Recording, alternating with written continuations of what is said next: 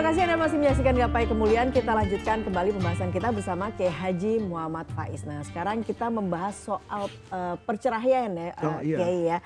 Nah, kalau suami menceraikan istrinya, katanya suami ini harus memberikan mut'ah. Alias atau apa? Pesangon mungkin ya? Iya. Uang pisah begitu ya, uang Kiai pisah ya? lah, jangan pesangon. Kayaknya di PHK dari istri. Nah, tapi kalau belakangan kita lihat, kelihatannya ini jarang dilakukan sebetulnya, Kiai. Nah, sebetulnya bagaimana hukum mut'ah ini, Kiai? Dan apa kemudian hikmahnya? Iya, mut'ah itu sebetulnya adalah dorongan dan sugesti agar kita tetap menjadi orang yang baik dalam keadaan apapun. Jadi kalau ada pasangan suami istri, dulu kan melamar istrinya atas nama cinta, atas nama kebaikan. Kan biasa tuh, laki-laki kalau mau ngelamar tuh kan sopannya luar biasa. Yang enggak pernah pakai baju tangan panjang, pakai tangan panjang. Yang enggak pernah batikan. Saya pikir, oh ini rapi sekali. Ya iyalah katanya. Kalau sampai saya baju pakai baru lagi ya. Iya, pakai penampilan yang biasa. Saya biasanya cuma pakai celana pendek, selutut, kaos. Ya saya pasti ditolak lah sama mertua saya. Kan begitu. Artinya apa? Kita mengambil anak gadis dari mertua kita itu kan dengan cara yang baik. Maka perintah agama kalau memang ini sudah tidak bisa dipertahankan, wasarihuhunna sarahan jamila, lepaskan juga dengan pelepasan yang baik.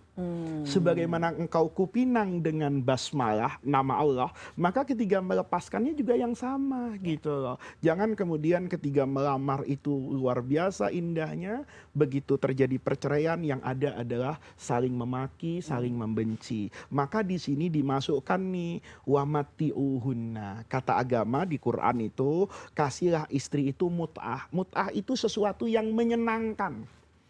Nah, jadi konsep hartanya itu Mbak Eva bukan besar dan sedikit, tapi menyenangkan. Menyenangkan itu tentu relatif buat setiap orang. Dan ini kan hukumnya relatif banget.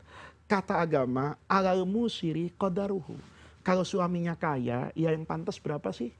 Wa alal musiri qadarhu wa alal muqtiri qadarhu. Kalau dia miskin, ya semampu dia gitu loh. Makanya biasanya di pengadilan itu ditanya kan, ya, ini kemampuan suami berapa? Biasa dilihat itu penghasilan, gaji, kemudian selama ini hidupnya di mana. Nah, kemudian ditanya, ini setelah selesai terjadi perceraian, ya, maka suami mau kasih mut'ah berapa, gitu kan? Nah, di situ biasanya hakim akan melihat tuh kepantasannya. Jadi bukan berarti negara ikut campur sebetulnya, tapi negara kan menjadi hakim nih, penengah. Kadang-kadang nih ada kan, yang istri yang diceraikan tuh logikanya ganti rugi. Ya ini bukan ganti rugi, ini cinta yang sudah selesai gitu loh. Nggak boleh kita katakan saya rugi nih jadi istri kamu gini lah. Dulu juga waktu dipinang kan tidak menggunakan logika ganti rugi kan. Maka kata agama berilah, ya, ini namanya tali kasih.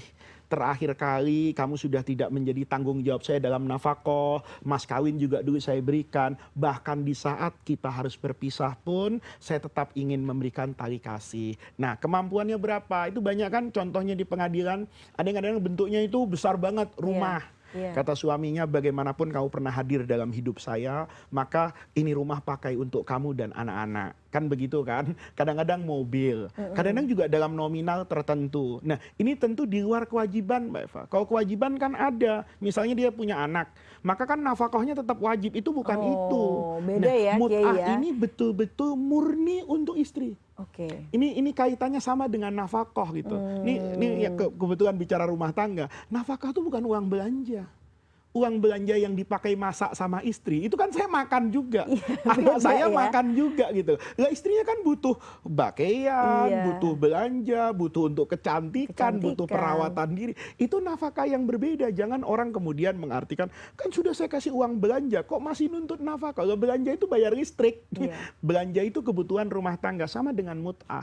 Mut'ah itu murni sebagai tali kasih kepada calon mantan istrinya, bukan kemudian itu dikaitkan dengan keseharian istri dan anak-anaknya. Itu yang namanya mut'ah. Jadi nanti Mbak Eva, artinya itu boleh tapi tidak wajib sebetulnya. Tidak wajib, ya tidak wajib, tapi karena boleh. Bentuk rasa di situ pernah ada cinta kasih itu betul, tadi ya. Disitulah sejatinya kata guru saya, kamu akan melihat akhlak setiap orang. Ada orang yang bisa baik ketika melamar, tapi belum tentu orang itu menjadi orang yang baik ketika bercerai. Ada orang yang baik dalam sholat, tapi nggak baik kalau pegang uang arisan. Ya kan, sholatnya bagus tuh, tapi pegang uang arisan kabur. Nah, itu kan namanya tidak. Ya, itu kalau kamu bisa baik ketika melamar dengan memberikan mas kawin, maka saat kamu lepas perempuan itu juga dengan cara yang baik kamu berikanlah tali kasih. Jadi nanti ukurannya ya, ini buat para janda yang mau melihat duda, ini orang baik apa enggak? Enggak cukup dilihat sholatnya aja, dilihat cara berpisahnya dengan istrinya. Kalau ketika dia berpisah dengan istrinya dengan cara yang tidak baik, itu tidak menutup kemungkinan bahwa ketika dia menikah kedua kalinya, apa yang dialami yang pertama itu juga akan dialami oleh yang kedua. Begitu ya. Tetapi orang yang menjaga kehormatan setiap wanita, kalaupun nanti terjadi apa-apa, dia tidak akan merendahkan harkat dan martabat perempuan. Baiklah, nah itu dicatat ramai-ramai ini pemirsa. Baiklah, Kiai kita akan lanjutkan lagi, tapi kita harus break terlebih dahulu ya Kiai. Jangan kemana-mana, Gapai Kemuliaan akan segera kembali.